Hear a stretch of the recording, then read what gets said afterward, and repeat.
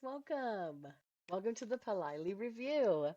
I decided to start off our channel with a bang by covering HBO's The Last of Us Season 1 in preparation for Season 2.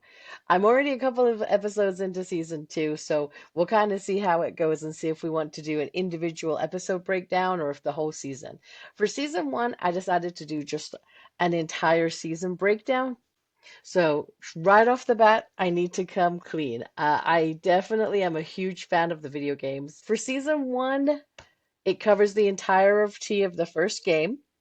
So, from Ellie's first interaction with Joel to their whole journey across the whole country, pretty much, and then everything that goes down in Salt Lake City. So, if those of you who are not familiar with the game, I tried to be as unbiased as possible for the review. So we'll see how it goes. So I wasn't sure about some of the casting choices, as a lot of people were, but I'm actually a big fan of Bella and Pedro. So I had high hopes. I was like, come on, guys, you can do it. I believe in you. I was not disappointed. I was so happy. Straight off the bat, first episode, beautiful. It showed a little bit of the backstory for Joel and Tommy, and I just could not even with Pedro. He's perfect. Perfect. Pedro nailed it, and I was so happy. And then when Bella got introduced, it was just the chemistry was there, and it was beautiful. It was a beautiful moment for me. Uh, I did think that they did great, but when I saw the original cast from the video game, clearly I fangirled a lot. It was great to see uh, Merle, who plays Marlene in the video game. She does Marlene in the TV show. It was great to see her. Jeffrey Pierce was the original voice of Tommy. Uh, those in the video game world may not have recognized him because he looks completely different in the TV show with the big bushy beard. His character's name was Perry. Of course, the amazing Ashley Johnson. Trying not to give too many spoilers. She's towards the end of season one, but her character's name is Anna, and let's just say it was a epic moment. She had less than 10 minutes of screen time, but it was epic. And definitely, last but not least, the incredible Troy Baker. When I saw Troy, I lost my mind, and I'm sure a lot of other Last of Us fans did as well, because oh my gosh, just seeing that Troy there, even though his character, trying not to give too many spoilers, his character's name is James. If you've already seen this season one, you know his character is not a good guy. Um, but just seeing him, I was so happy, and I hung on to every word that he said. It was amazing. I do have to give special shout out though, because Gabriel Luna also played a great Tommy. Like as soon as I saw him, they had their reunion. Oh my gosh, my heart. Like they both played their parts perfectly, and I love it. Um, the storyline does follow the game almost exactly. So there was a couple of changes as they kind of had to be, from what I understand from all the behind the scenes stuff I heard. Uh, there was only like, I think one thing that I wasn't a fan of, and I'll get to that in a moment, but everything else actually kind of went really well. Um, I do want to say from the opening episode, with the TV show interviews from like the 70s and them kind of laying more groundwork for the cordyceps and how it could potentially go to humans. I loved that because I feel like it pulled you in immediately of like, whoa, crap, that's what's about to happen. And so I really liked that aspect of it.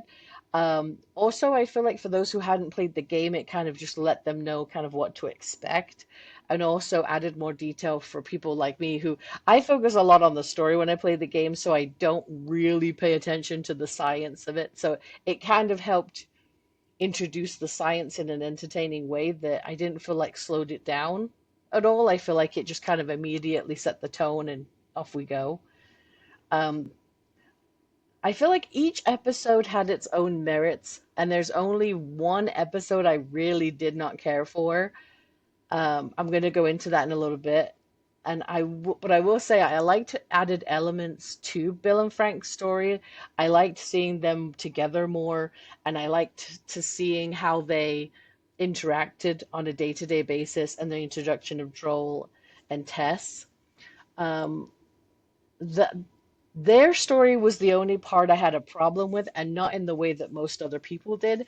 Mine was, if you know the character of Bill from the video game, I feel like he would have gone down in more of a blaze of glory. And so I feel like the big attack on the compound, spoilers, um, I feel like that's the episode that maybe should have been the one that took them both out. Like, I feel like it should have been more of a dramatic, like, sure, they die in each other's arms. It's very romantic, but for me personally, for his character, I felt like he was more of a, I'm going to go down in a big ball of glory. But that was honestly, everything still ended up being really nice and really pretty, and I loved it. Um, okay, so getting into the best and worst episodes, the best episode has to be for me Endure and Survive. And strictly for the bloater and the infected attack that occurs. So, for those who haven't watched the show, watch out for this episode because the creature action gets cranked up to like a 20. Um, and I feel like that really, for me, helped bring more of the, it's not just us versus people. The creatures are way more of a threat than they have been till this point. And so it kind of made you realize why they had built the big walls and all that stuff. Um, the worst episode for me, oh, please hold to my hand. It was nice to see the other factions starting to be brought in, but I feel like for me personally, there was just way too much time spent on them learning about like more of the backgrounds and stuff. And honestly, I just did not care about them. I For me, it's all about Ellie and Joel in the first game. So for me, it was like, okay, I like that you're introducing the new factions and that they're a threat, but I don't need to know more backstory about these characters. I did like the fact they introduced some of the other factions that I'm assuming will play a bigger part later in the road. Um, So I feel like for the show, 99% of it was perfection. I loved it. But my biggest criticism, and I feel like I heard a lot of people felt the same way, is the creature threat. It was very minimal. There are a couple of scenes that they had with the clickers in the beginning and then the bloater attack that were amazing and epic, and you felt the tension, like it was amazing. But I feel like after that, it was very minimal. I understand it was building the relationship, but I just felt like there could have been more creatures. There could have been more intertwined somewhere. Um, from what I understand, even compared to the game and other creature zombie TV shows, very minimal creatures. And I understand again logistics, it's a TV show, you can't be constantly battling them like you can in the game, but I still felt like there was more opportunities for that to be included, even if you're just seeing it from like a distance. Final thoughts. So, final thoughts are I overall really did love this season. I feel like it brought the game to life, and although it wasn't perfect, it was very close, and it was close enough for me. I've already rewatched season one many times. I only skipped that one episode I talked about.